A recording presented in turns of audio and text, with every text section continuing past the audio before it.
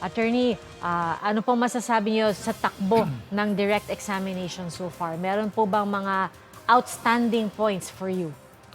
Ang outstanding point na nakikita ko, very creative naman ang prosecutor in admitting na at least presenting the summaries and the tabulation, no? With the imprimatur, with the approval of the presiding officer. Kaya na iunsad nila ang kanilang presentation, no?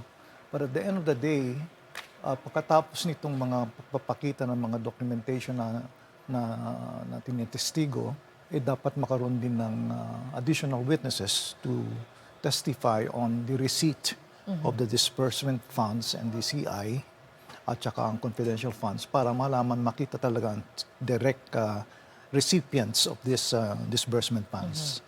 Pero kung wala po sa listahan ng original na list of witnesses na isinumite, okay lang po ba magpasok pa rin ng karagdagang testigo? Kasi natatandaan ko po, pati si Senator Judge Ping Lacson, nagre-request din po siya ng additional expert witnesses para magpaliwanag kung paano nga ba dapat ginagamit ang confidential funds. Hindi naman kailangan ng expert witnesses. Yun lang may alam sa proseso. For example, yung number 27 witness ng prosecution, nakalagay dito, alleged recipients of OVP and DepEd confidential funds, dapat i-present yun. Kung meron silang mapipresenta. Para magkaroon ng patunay na talagang tinanggap nila ang confidential funds. Hindi naman kailangan lahat-lahat Dapat lang mga representative samples of those witnesses that who can say na, taka muna, ako raw si Maria, ang daming pangalan no, na nakakatuwa, no, Pampano and everything.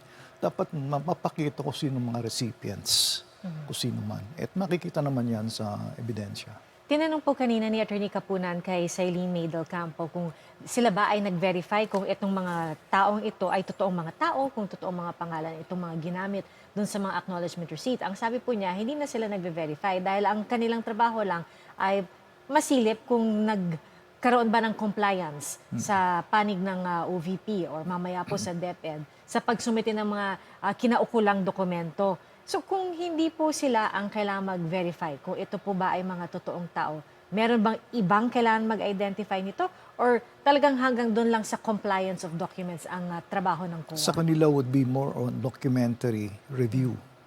At the end of the day, as we mentioned earlier, kung talagang palagay nila na talagang may red flags at may duda sila na nagkaroon ng disbursement na nireport dito sa KOVP at DepEd, then i-refer na nila yan sa Ombudsman for appropriate investigation. Pero yung sinasabi natin na dapat yung mga nakatanggap ng confidential funds at saka intelligence funds, dapat ipakita rin nila at i-present nila as evidence kung meron silang nakitang ganon.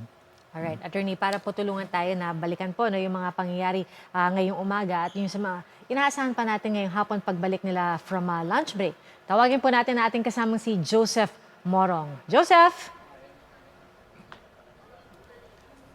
Ay, Pia, may bagong set tayo ng mga alleged recipients noong mga pondo ng Office of the Vice President.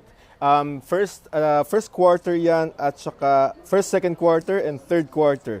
Bigyan na natin ng sampling based on the testimony nitong si Christine Del Campo, yung COA auditor na sumilip ng pondo ng Vice President, OVP, first, second, third quarter, and then DepEd, first, second, third quarter.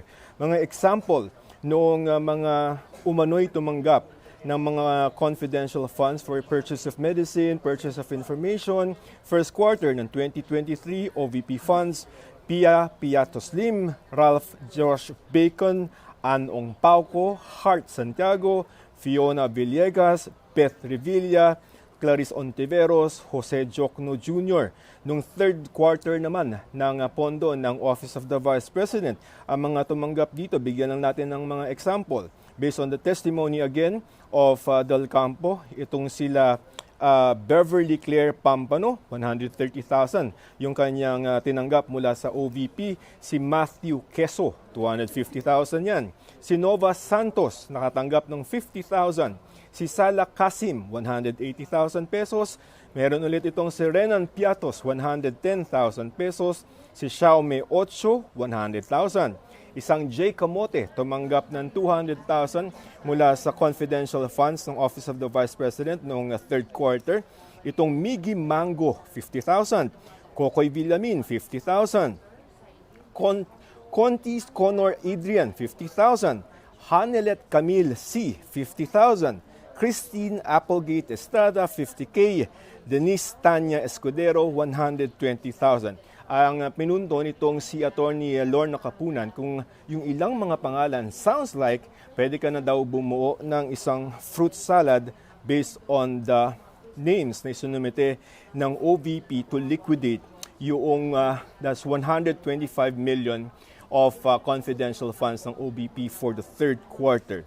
Ngayon, ang natanggap ng OVP tuwing kasi po nagkakaroon ng audit report, ang Commission on Audit, binibigyan ng pagkakataon yung ahensya na sagutin yung mga findings. For example, merong audit observation memo na inihain o ibinigay itong COA sa pamamagitan nitong si Del Campo sa opisina ng OVP. Ano po ba itong mga pangalan na ito?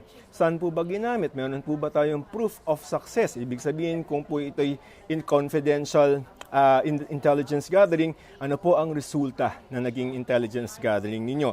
On the side of the OVP, ang nagsumite ng kumbaga documents to support yung confidential funds spending ay itong si Colonel Dante Lachica, na ito yung group commander ng Vice President Security Command. Nagbigay po siya ng Protective Intelligence Operations Report na pinapakita doon yung mga aktibidad na nag-participate o ginawa ng Office of the Vice President kung saan ginamit yung mga confidential funds for intelligence gathering, kaya walang untoward incident. Ilan doon sa mga aktibidad na kung saan ginamit yung confidential funds ay yung sa libreng sakay, pamimigay ng rice boxes, at saka yung mga aktibidad na may kasamang mga tupad beneficiaries. Pero ayon nga sa COA ay illegal yan kasi walang tiyak na evidence of success. Ang sinabi lang is in general na untoward incident. Ngayon, sa clarification ni Presiding Officer Chis Escudero, clarify niya, yung confidential funds ba ay ginamit na kumbaga panglibreng sakay o kaya pambayad dun sa mga tupad beneficiaries.